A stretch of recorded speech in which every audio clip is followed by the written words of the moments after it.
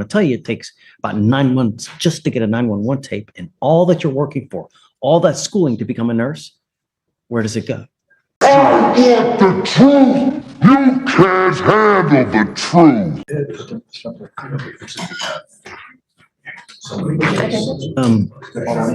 Alex, can you file conditions on that other case? Yes, Judge. Is it Fernanda Solis Martinez? Yes, sir. Ma'am, you're charged with criminal mischief.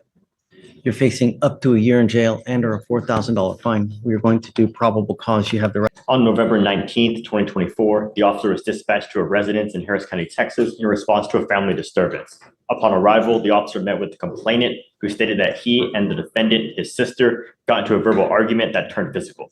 Both parties admitted to striking one another, and the defendant walked over to the complainant's computer and began hitting the computer monitor with a PS5 controller, causing damage. The officer observed the monitor to be shattered, and there was also damage to the headset and controller. The complainant estimates the cost of damage to be $1,120. Okay, Ms. Solis, I'm going to find that there's probable cause to go forward with the case. How old are you, ma'am? I'm 22. Are you here with anyone today? I'm Are sorry. you here with anyone today?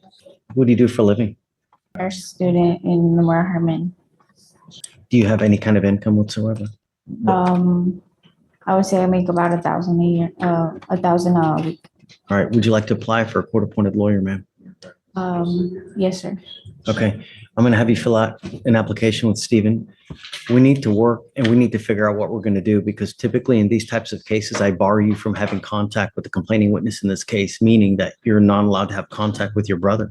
Yeah. I don't know, I don't know where you live. I don't know if you live with him. So what I'm going to, don't say anything now. I have a bunch of DAs here. What you say could hurt you. I'll appoint you a lawyer today, but we need to find out the family dynamic, because if you pick up a new case, you start acting a fool in the free world. I'm going to take the free world away from you, and I'm going to put you in jail, and I'm going to make your bond high. And you have to understand that if you don't have anyone that's going to post your bond, you will sit there in jail until this case is over with. And I'm going to tell you, it takes about 9 months just to get a 911 tape, and all that you're working for, all that schooling to become a nurse, where does it go? Right. So we'll figure out that here momentarily. So do not leave until we let you go, though. Okay. Stephen's going to give you the application. I'll have you sign a reset with Victoria, and then we'll have you take a seat in the jury box. Page 17, Woods, come on up. File conditions now. Okay. We'll wait after we get the lawyers figured out. Contact. Yeah, no contact, no weapons. Yes, Judge. And we'll see what we do here momentarily after she gets a lawyer. Okay. You had provided some documents to me. I'm going to show you a few documents. You recognize these documents, which is Defendant's Exhibit 1 through 6. Recognize these documents? Yes, sir. And I'm going to show the state if they have any objection to them. The state has no objection. What is, before I introduce them, G'day team. Look, I usually edit the parts out that the defense lawyers put forward because, you know, as we know, we've heard it all before, kind of like the on-the-record crap, but I usually put in this kind of stuff. But this time I thought I'd leave it in because it actually might make a meaning of something. So here it is in its full. what is this document here? Serving in Afghanistan certificate. Document that I labeled Exhibit 2, what is this? Certificate of assisting a funeral detail for special forces. Exhibit number 3 I have marked here, what is This is this? a combination medal from the Air Force. These other 3 are pictures, 4, 5, and 6. What are these pictures of? Pictures of Afghanistan and USSO picture. I'm going to introduce these exhibits. And Your Honor, I have a few more documents that have some information that I'd rather not go into the court file for public record. All right, If so I- with regards to defense exhibits 1 through 6, would you just like me to review the exhibits and not have them put into evidence so that he can have them back? That's fine, Your Honor. All right, so I'll just review defense exhibits 1 through 6 without objection, Yes. but they will not be offered into evidence. And just give me a moment. Mr. Escarino, you've been on bond since approximately May 11th, 2023, correct? Yes, sir. And you've had GPS unit that entire time? Yes, sir. And to your knowledge, has there ever been a GPS violation, No, sir. a condition of bond violation? No. Have you ever had contact with the complainant in this case is posting bond. No, sir. Are you currently in any type of treatment? Yes, sir. And, Could you tell the judge what kind of treatment you're in? through therapy, psychologist, peer group support through the VA. And do you currently have appointments scheduled upcoming with the VA? Yes, sir. Any of these mental health therapy treatment sessions? Yes, sir. What are they treatment sessions for? For PTSD, anxiety and depression. Your Honor, I have a documents I didn't want to put in court file. It's sensitive. Could I show this to you without standing Have you objection? reviewed those? I'll review them, Judge. And we have no objection to the judge reviewing this. Sure. Mr. Escarino, have you ever deployed overseas? Yes, sir. Have you ever been deployed into combat zones? Yes, sir. Where were your deployments? June through November 2011, Bagram, Afghanistan. Are you currently disabled through the military? Yes, sir. What's your disability rating? 90. Are you asking this court to grant your application for deferred work probation? Yes, sir. You had acknowledged guilt in this case, correct? Yes, sir. You knew that there was a protective order and you should not have broken it. Yes, sir. Is there anything you want to tell this judge? I'm sorry for the actions that I done and violating their protective order, but I haven't been myself since I got back. So I've been fighting a lot of demons within myself.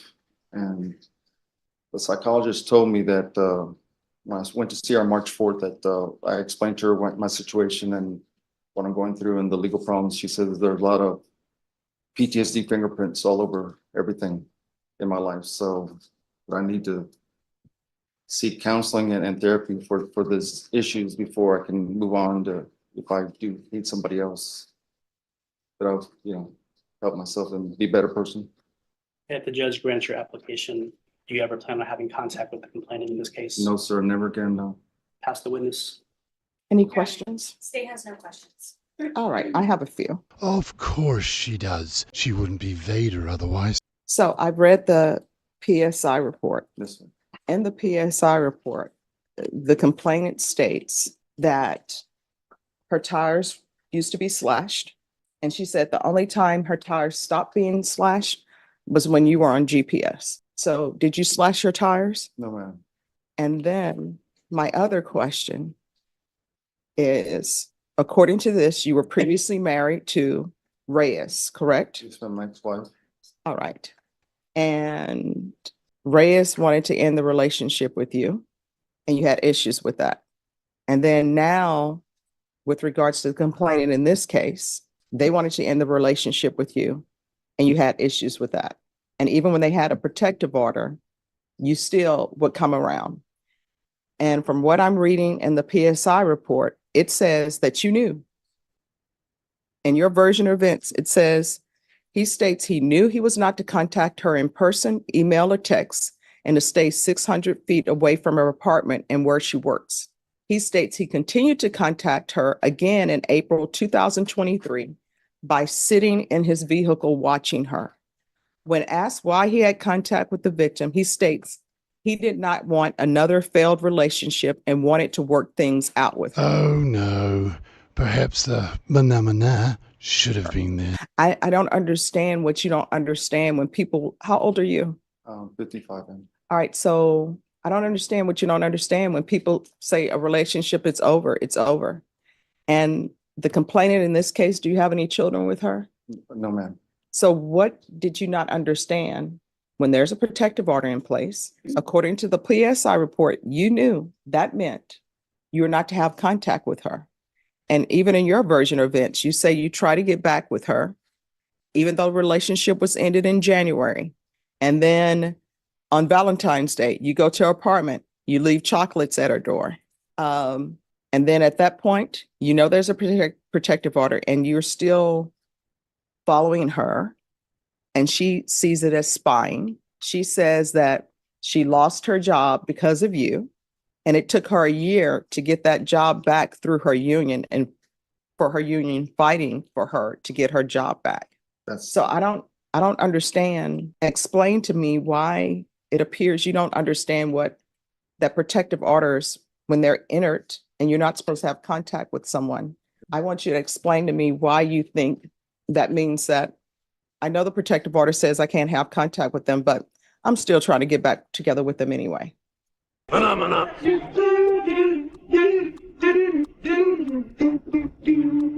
Yes, ma'am.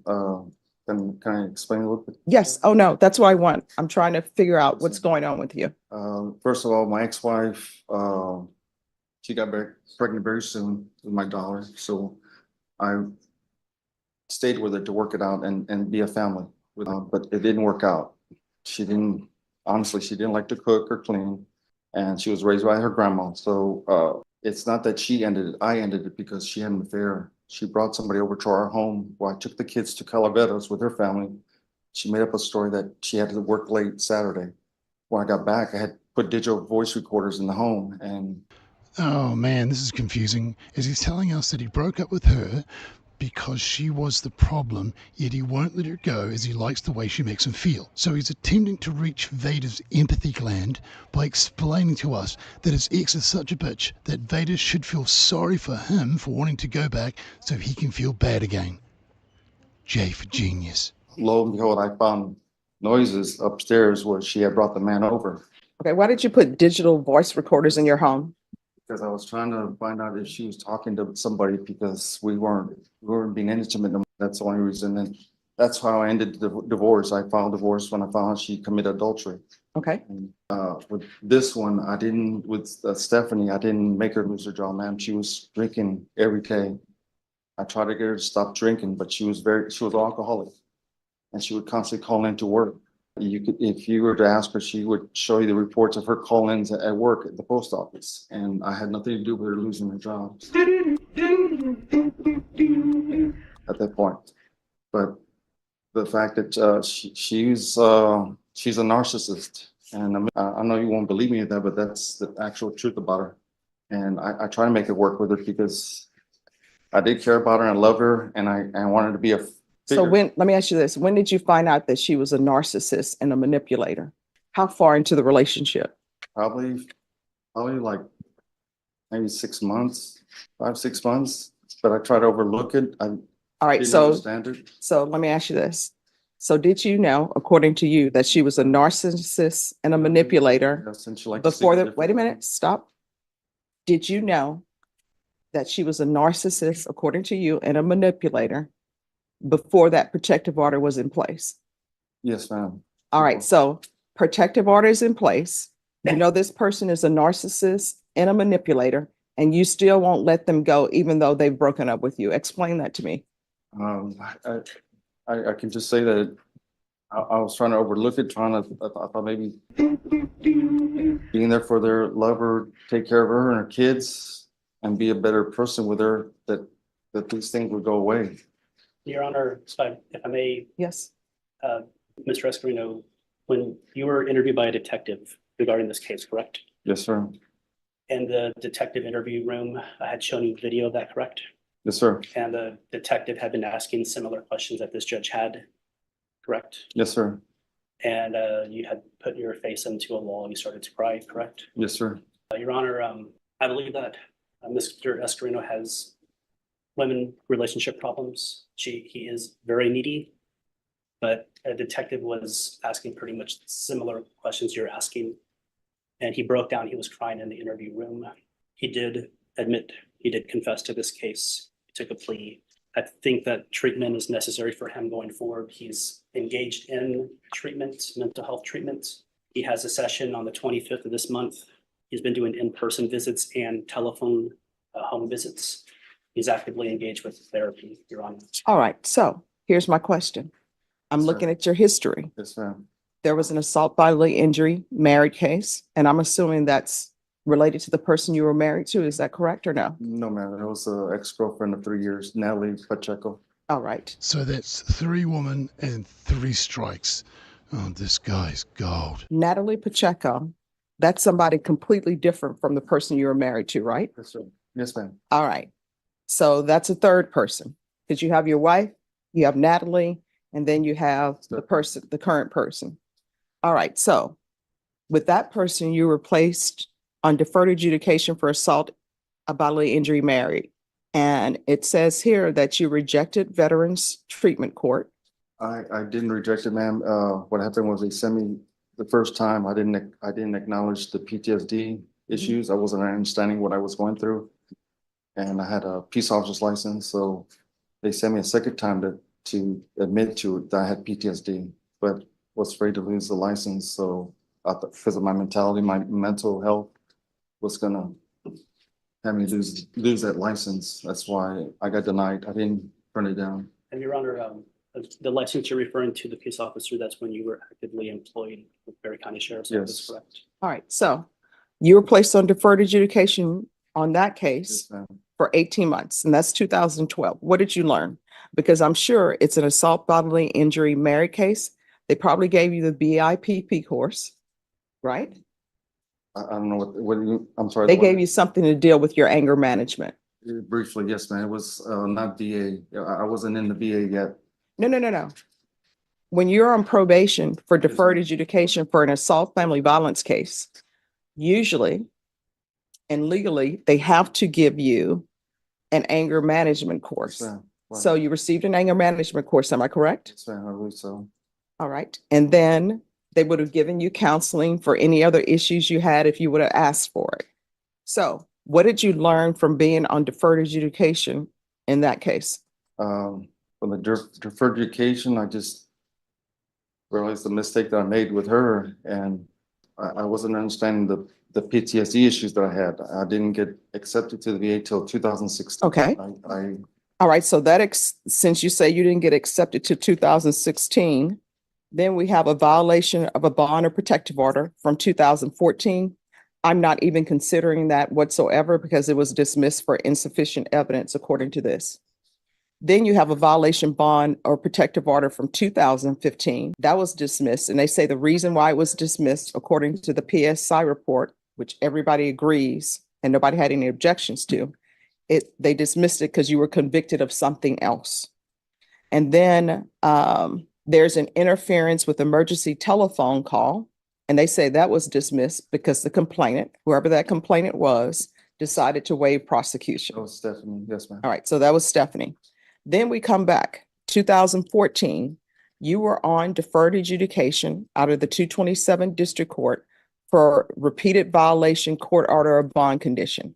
So I'm sure they gave you classes for that. If you had any PTSD or something else that was going on in your life, they gave you help for that because it shows that you were on deferred adjudication for that. Yes, ma'am. I attended, my mom took me once I was out. She took me to the classes once a week. It was through a church. And I believe it was for like, I don't know, it was 30 minutes or an hour session. And it was only for like 6 weeks, Okay. 6 to 8 weeks, ma'am. Why on earth would you even tell that story in some way thinking that it would help your case? And then we have from 2022, an assault family choking strangulation. That was dismissed. It says complainant waived prosecution. Oh man, this guy's a catch. He looks good in his suit, but oh man. Anyways, if you haven't seen it, I always find it quite interesting on how judges treat certain people that have committed certain crimes and how sometimes judges are pretty flat when it comes to giving their lessons on what they should be like. And if you haven't seen it, check out the one that's on screen now. I'll leave a link at the end because it definitely shows why it is that Vader here isn't at the same league as the Crucifier. And now we're back here for repeated violation of court order, bond, or conditions. And and the reason why I'm asking you these questions, I'm not just asking them Yes, just to ma'am. be asking. At your age, I'm trying to figure out what is the disconnect that you have when somebody says they don't want you anymore and this relationship is over. It appears from what I'm reading and what's in the police report is that you're like, no, this relationship isn't over. So then they have to get a protective order. And the protective order is supposed to tell you this relationship is over. Don't contact this person. And still, your response to that is like, yeah, I know this is what it says, but I'm bringing candy. I'm going to sit outside your house. I'm trying to figure out what's the disconnect. Just like I told you, the PTSD issues, the detachment from my family that through the years when I was growing up, And then I don't have a closeness to my brother and sister since my mom and dad passed away. My kids, they hardly contact me. I try to reach out to them, but they never contact me at all, you know. Why? Why are they not contacting you? I don't understand. I don't know, ma'am. They blame me for not being there with them growing up, but I was a good provider. And I had two jobs in my life that I was trying to balance. And then my ex-wife wouldn't let me have the kids on the scheduled weekends I was supposed to have them. So I would call her Wednesday, let her know, hey, I'm gonna pick up the kids. No, you didn't let me know way ahead of time. But I was paying my child support, you know, faithfully. But she would give me a hard time not letting me have the kids on the weekends. They blame me that I wasn't there all the time. All right, and then it says in the PSI report that you and your brother live on the same property. Yes, ma'am. There's 7 acres and he lives in the family house, Okay, but he's not gonna be there too much longer. He's gonna go to Castroville. okay. But he does, we're not that close, Okay, honestly. okay. All right. Defense, is there any other questions? No further questions, Your Honor. State? No questions from the state. All right, any further witnesses or anything else for the court to review? No further witnesses, just a brief argument, Your Honor, closing. Yes. You may, well, state. Your Honor, at this point, we feel based on his criminal history, the nature of the offense, and based on his testimony here today, that he's not appropriate and for probation. He's made it clear that he is not inclined to adhere to court orders. Obviously, juice conditions and probation requirements would be required of him on a probation. Therefore, we're asking for the judge to deny his application and sentence him to a capital. And defense, what are you requesting? We're requesting to grant the application, whether that is for deferred or with a felony conviction, straight probation. He has shown that for close to 1 year, since May 5th, 2023, since he was released from the Bexar County Jail, there has not been any violations for pretrial. He has had 2 travel permits that did not deviate from any travel. There's no GPS violation. He doesn't have a prior felony conviction. He's actively engaged with treatments. He has counselor sessions that he's been doing currently, and he has one in about 2 weeks from now. He admitted that he acknowledged guilt. The interview room with the detective was starkly similar to your questions of him. And he literally put his face into the concrete wall and he cried. He does not want to go to prison. He's former military, former VCSO. He is asking for you to grant community supervision, whether that's deferred or straight probation, Your Honor. All right.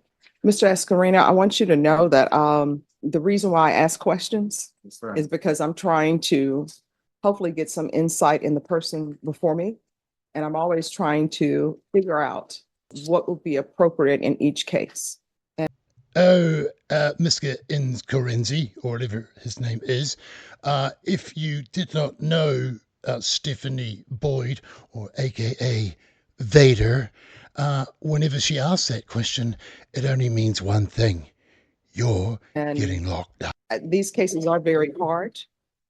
And I want you to know everybody that I've ever sent to prison as a judge or as a prosecutor, or every client that I've had as a defense attorney who ended up going to prison, I still remember their names and I always wonder how they're doing.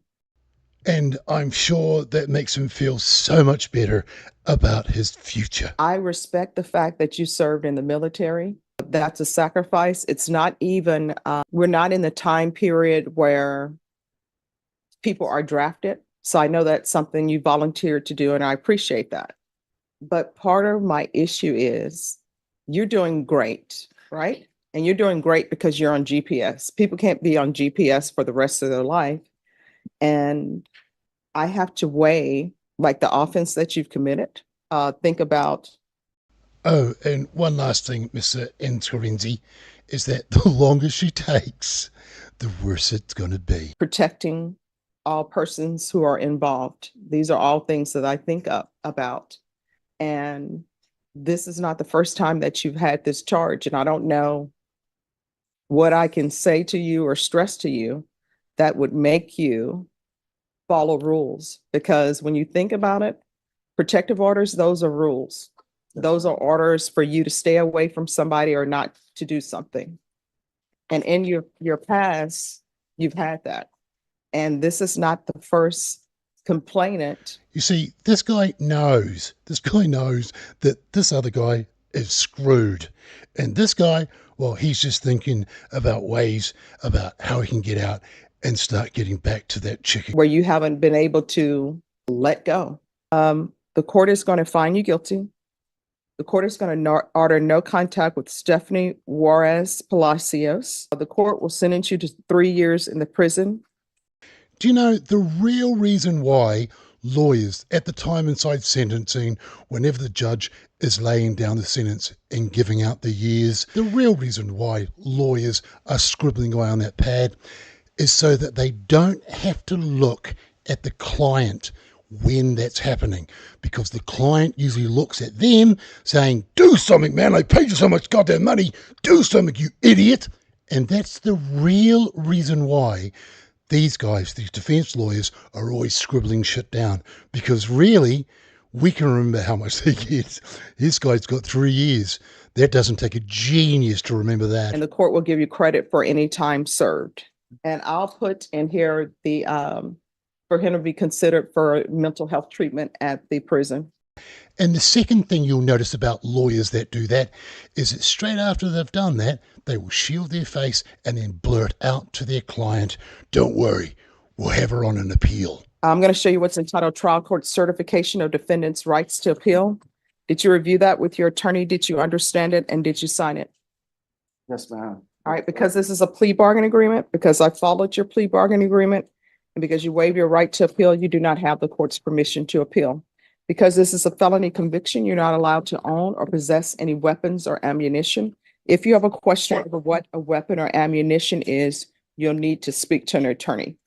And in this case, the reason why I believe this guy looks so shocked is because his little lawyer here has told him, with your background and being a vet and all these other things taken in, and you've stressed so much about your PTSD and so on, that he's seen many people, including many of his clients, that they'll get probation and not do any hard time. And that's why this guy looks the way he does. We can go off the record. The state was asking for 4 years. I gave you 3. And let me explain to you why I went underneath the cap. Because I do respect your military service, and I do respect the fact that you have been in treatment and trying to get your life together. So 6 months for each of those. It's gold, eh? You can always tell with Vader, because she just goes on and on about her thinking and the way it is that she's thought about the punishment. You can always tell when she drops that, she's going to drop a bomb. Good luck to you, Mr. Doppelopoulos. All right, good luck to you. She's such a copycat. Hello, it's me, the one and only. I would like to welcome back my subscribers and say hello to the new guys. I wanted to use this moment for the new guys to ask them to subscribe to my channel. I know that you would hear that from everyone that has a YouTube channel. They include crime channels. And since there are so many, I wanted to give you one of the reasons why subscribing to my channel is a good idea. When you choose to watch court cases, you are taking a chance that the case is going to be worthy of the spending of your time on it. And when you select a case, you are wanting to be entertained by what the judge says and how they say it, and anything else which is unscripted, as that is the entertaining part. The problem is that to get to the entertaining part, you have to go through the mandatory scripted parts. Here at OTR, I don't want my subscribers watching boring, repetitive, mandatory readings into the record. State, compliance with discovery, seating on the indictment as presented. Did you sign it in all the appropriate? And if you have a right to jury trial or right against him, plea bargain page, did you review that? 9352. Is that the plea? Where? Understand it, sign it, and all witnesses' statements and police or stipulations. Court will And that is why I edit all that boring stuff out, so that my subscribers know when they click the mouse on my episodes that the time they spend with me is a decision well made on time well spent. So I ask the new guys, why not subscribe to OTR and spend your time hanging out with me and my subscribers, as we are the guys that don't have any time to waste. And to see what I mean, I've placed an episode up on screen, so take a look and see exactly what I mean. And the next time you're watching a case and hear that mandatory stuff, you'll remember that other channel you subscribe to doesn't leave that boring shit in.